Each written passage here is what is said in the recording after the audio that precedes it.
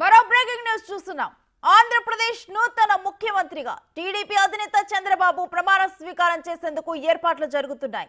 ఈ నెల 12న ప్రమాణ స్వీకారం చేసే అవకాశం ఉంది. ఈ నెల 9న నరేంద్ర మోడీ ప్రధానిగా ప్రమాణం చేయనున్న నేపథ్యంలో ఆ తరువాతే చంద్రబాబు ప్రమాణం చేయనున్నట్లు సమాచారం.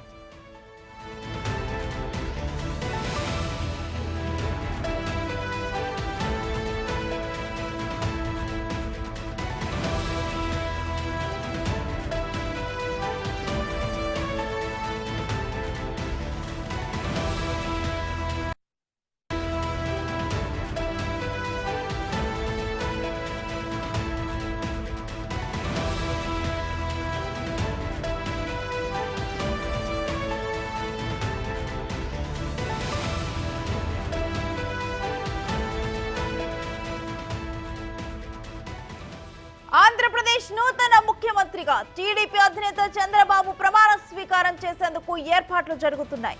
ఈ నెల 12న ప్రమాణ స్వీకారం చేసే అవకాశం ఉంది. అయితే ఈ నెల 9న నరేంద్ర మోడీ ప్రధానిగా ప్రమాణం చేయనున్న నేపథ్యంలో ఆ తర్వాతే చంద్రబాబు నాయుడు ప్రమాణం చేయనున్నట్లు సమాచారం.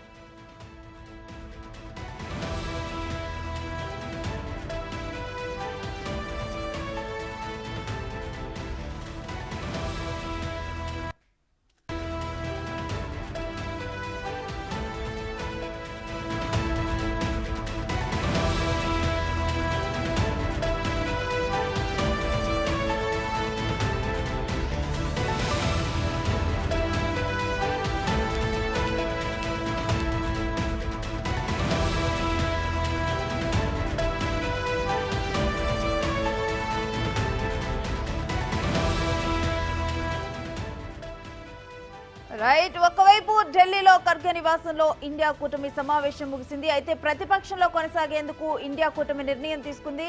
మరోవైపు ఇటు ఏపీలో పాలిటిక్స్ కనుక చూస్తే ఈ నెల 9వ తారీఖున ప్రధాని నరేంద్ర మోదీ కూడా ప్రధానిగా స్వీకారం చేయనున్నారు. సో అందుకని చెప్పేసి ఇటు చంద్రబాబు నాయుడు తన ప్రమాణ స్వీకారానికి 12వ తేదీని ఖరారు చేయనున్నట్లుగా అర్థమవుతోంది.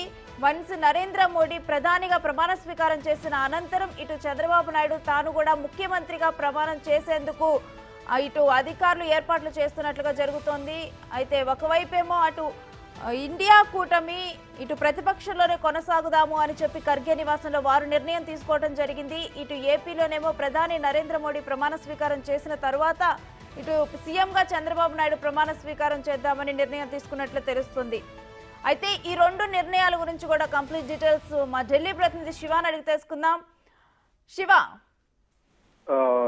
ఢిల్లీ పర్యటన ముగించుకున్న ఏపీ కాబోయే ముఖ్యమంత్రి చంద్రబాబు విజయవాడ బయలుదేరారు. కొద్దిసేపటి క్రితమే తెలంగాణ గవర్నర్ రాధాకృష్ణను మర్యాద పూర్వకంగా కలిసి దాదాపు 40 నిమిషాల పాటు ఆయనతో భేటీ అయ్యారు. భేటీ అయిన తర్వాత తిరిగి ఢిల్లీ పర్యటన ముగించుకుని విజయవాడ బయలుదేరారు. అయితే ఈ రోజు మధ్యాహ్నం 2 గంటలకు ఢిల్లీ వచ్చిన చంద్రబాబు 4 గంటలకు ఎన్డీఏ కూటమి సమావేశంలో పాల్గొన్నారు. ఎన్డీఏ కూటమి అభ్యర్థి అంటే పక్ష నేతగా ప్రధాని నరేంద్ర మోడీని ఎన్నుకున్నారు. దానికి సంబంధించి మొత్తం ఏకపక్ష తీర్మానం చేశారు. 7వ తేదీన రాష్ట్రపతి ద్రౌపది ముర్మును 7వ తేదీ సాయంత్రం 5 గంటలకు ద్రౌపది ముర్మును కలిసి ప్రధానమంత్రి అభ్యర్థిగా ప్రధాని నరేంద్ర మోడీని ఎన్నుకున్నాము. ప్రభుత్వ ఏర్పాటుకు అనుమతి ఇవ్వాలి, ఆహ్వానం పలకాలంటూ కూడా వినతి పత్రం సమర్పించబోతున్నారు 7వ తేదీన. అయితే మొదట 8వ తేదీన ప్రమాణ స్వీకారం చేస్తారని అనుకున్నారు. కానీ 9వ తేదీన 7వ తేదీన ఎన్డీఏ కూటమికి సంబంధించిన పార్లమెంటరీ పార్టీ నేతలందరూ కూడా సమావేశం కాబోతున్నారు. 9వ తేదీన ప్రధానిగా 3వసారి నరేంద్ర మోడీ ప్రమాణ స్వీకారం చేస్తారు.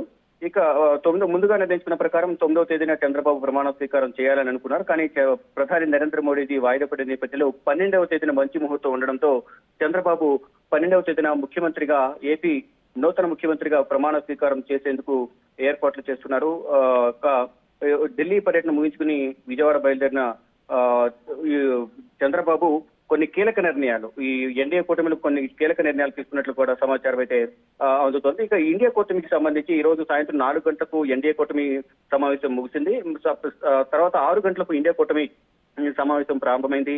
మొత్తం 33 పార్టీలు ఈ సమావేశంలో పార్టీలకు సంబంధించిన నేతలు పార్టీకి ఈ సమావేశానికి హాజరయ్యారు. మల్లికార్జున ఖర్గే అధ్యక్షతన మల్లికార్జున ఖర్గే నివాసంలో ఈ సమావేశం జరిగింది. ఈ సమావేశానికి కాంగ్రెస్ అగ్రనేతలు సోనియా గాంధీ, ప్రియాంక గాంధీ, రాహుల్ గాంధీ హాజరయ్యారు. ఇతర పార్టీలకు సంబంధించిన నేతలందరూ కూడా ఈ సమావేశానికి హాజరై మొదట ప్రభుత్వం ఏర్పాటు చేయడానికి కావాల్సిన ఎంపీలు ఉన్నారా, ఇతర పార్టీలతో మాట్లాడదామనే చర్చలు జరిగినట్లుగా తెలుస్తుంది. కానీ ఫైనల్ గా ఈ రోజు ఈ సాయంత్రం 6 గంటలకు జరిగిన సమావేశంలో ప్రతిపక్షంలోనే ఉండి ప్రజల పక్షాన పోరాడదాం, అధికార పక్షాన్ని నిలదీద్దామనే ఉద్దేశంతోనే ఇప్పుడు ప్రతిపక్ష పార్టీలో ఉండేందుకు సిద్ధమయ్యారు. తమకు ఇండియా కూటమికి ఇంత భారీ మెజార్టీ ఇచ్చిన దేశ ప్రజలందరికీ కూడా కృతజ్ఞతలతో తెలుపుతూ ఈ రోజు మల్లికార్జున ఖర్గే కూటమి సమావేశం ముగిసిన తర్వాత మీడియాతో మాట్లాడుతూ కొన్ని కీలక వ్యాఖ్యలు చేశారు. అంటే మోడీ ప్రభావం తగ్గిందనడానికి ఇప్పుడు మిత్రపక్షాలతో కలిపి ప్రభుత్వాన్ని ఏర్పాటు చేస్తున్నారు. ఇదే మోడీ ప్రభావం తగ్గిందని చెప్పుకోవడానికి ప్రధాన నిదర్శనంగా మల్లికార్జున ఖర్గే అభివర్ణించారు.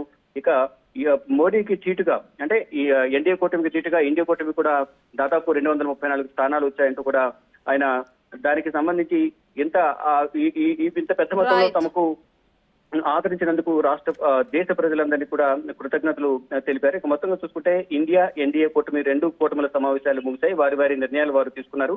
ఇటు ప్రతిపక్షంలో ఉండడానికి ఇండియా కూటమి నిర్ణయించుకుంది. ఇటు ఎన్డీఏ కూటమి 9వ తేదీన ప్రధానమంత్రిగా నరేంద్ర మోడీ ప్రమాణ స్వీకారం చేస్తారంటూ కూడా కీలక ప్రకటన చేసింది. కొన్ని కీలక నిర్ణయాలు కూడా మళ్ళా 7వ